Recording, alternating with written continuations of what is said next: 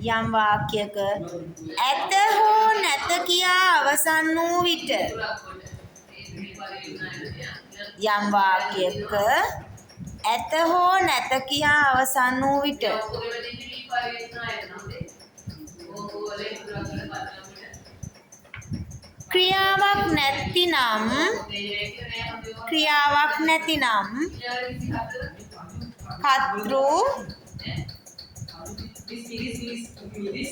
ක්‍රියාවක් නැතිනම් කර්තෘ උක්ත වේ ක්‍රියාවක් නැතිනම් කියලාද ඇතිනම් කියලාද ලිව්වේ නැතිනම්ද ක්‍රියාවක් නැතිනම් කර්තෘ උක්ත වේ ක්‍රියාවක් ඇතිනම් කර්තෘ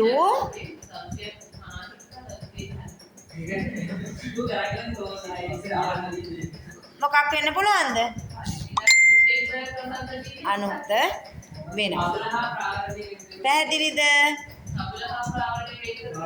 දැන් මේක වෙන්නේ කොතනදිද වාක්‍යයේ අවසානයේ ඇත්ත හරි නැත්ත හරි කියලා තිබුණා හරි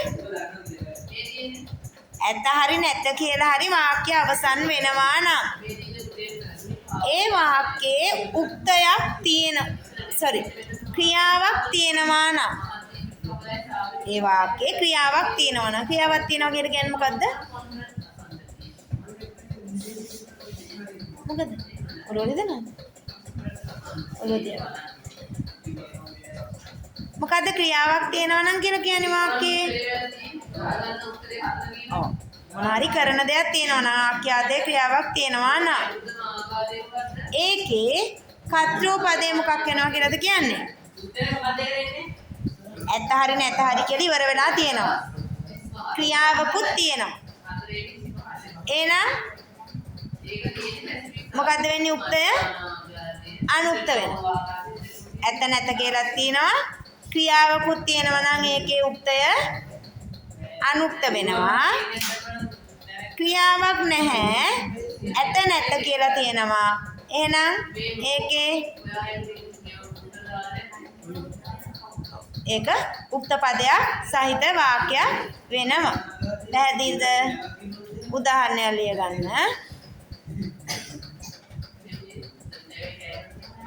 මම නිවසේ නැත දැන් මම නිවසේ නැත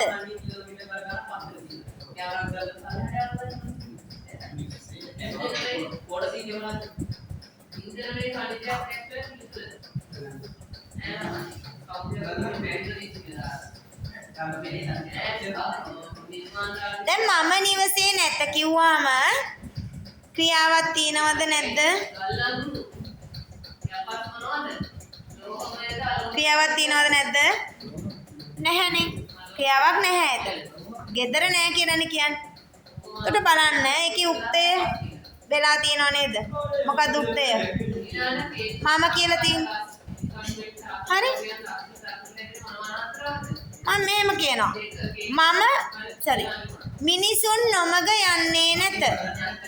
මිනිසුන් නොමග යන්නේ නැත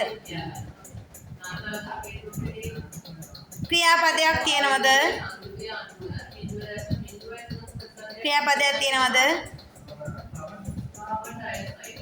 තියෙනවද නැද්ද ක්‍රියාපදයක් තියෙනවද නැද්ද තියෙනවා මොකද්ද නොමග යති කියන එක නෙවෙයි කියන්නේ නොමග යන්නේ නැහැ කියලානේ කියන්නේ. එතකොට ඒක ක්‍රියාවක් තියෙනවා. එතකොට ක්‍රියාපදයක් තියෙනවා නම් උක්තයක් වෙනුවට මොකද තියෙන්නේ? අනුක්තයක් තියෙනවා. මිනිසුන් නොමග යන්නේ නැත. මිනිස්සු නොමග යන්නේ නැත නෙවෙයි. මොකද ඇත නැත ප්‍රත්‍ය දෙකෙන් එකක් තියෙනවා. ක්‍රියාවකුත් තියෙනවා. එහෙනම් තියෙන්න ඕනේ මොකක්ද? අනුක්තයක්. පැහැදිලිද? ඔයගලන්ට සදොස් නම් නිදොස් කරන්න කියලා තියෙන ප්‍රශ්න වලටයි හිස්තෙන් පුරවන්න තියෙන්නේ අර දෙකක් එන්නේ. දැන් මම විභාගයට දුන්නේ ඔයගලන්ට. දුන්නා නේද? අන්න ඒ වලට දානකොට ඔයගලන්ට දැන් වැදගත් වෙන්නේ මෙන්න මේ රීති ටික. ඒ නිසා මේ රීති ටික හොඳට ඔළුවේ තියාගන්න. පැහැදිලිද? දැන් මොකද්ද වෙන්නේ? ඇත නැත කියලා තියෙනවා නම් ඒකේ ක්‍රියාපදයකුත් තියෙනවා නම් මොකද්ද වෙන්න ඕනේ? ක්‍රියාපදයකුත් තියෙනවා නම් උක්තයක් නැහැ, අනුක්තයක් තියෙනවා. පැහැදිලිද? ඇත නැත කියලා තියෙනවා, ක්‍රියාවකුත් නැහැ. එහෙනම් මොකද්ද තියෙන්න ඕනේ?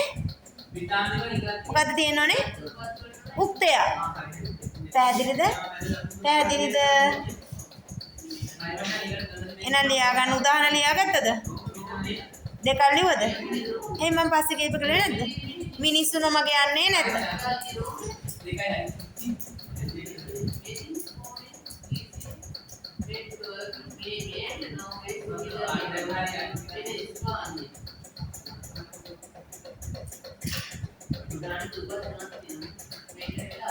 ඊළඟ එක මා කාමරයේ පාඩම් කරන්නේ නැත.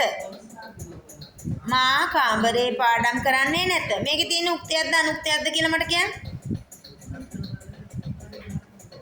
ඇයි අනුක්තයක් තියෙන්නේ?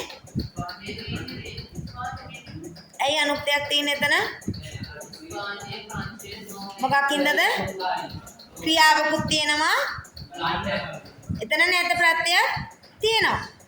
ඒ නිසා මා කාමරේ පාඩම් කරන්නේ නැත. එහෙනම් මට මේක කියන්න. යහපත් දේශපාලඥයෝ රටේ නැත කියලාද කියන්න ඕනේ? යහපත් දේශපාලඥයන් රටේ නැත කියලාද කියන්න ඕනේ? ගොඩක් හොඳයි. කවිෂ හොඳයි. කවිෂ තේරුම් ගියා ඒක. ඇයි අපි ඒකට දේශපාලඥයන් කරන්නේ නැත්තේ? ඇයි දේශපාලඥයන් කරලා අනුක්ත කරන්නේ නැත්තේ? තේරුණාද කියලා දැනගන්න මම මේ අහන ප්‍රශ්නට උත්තරේ දෙන්න ඕනේ. ඇයි ඒක අපි මේ අනුක්තයක් විදියට තිබ්බේ?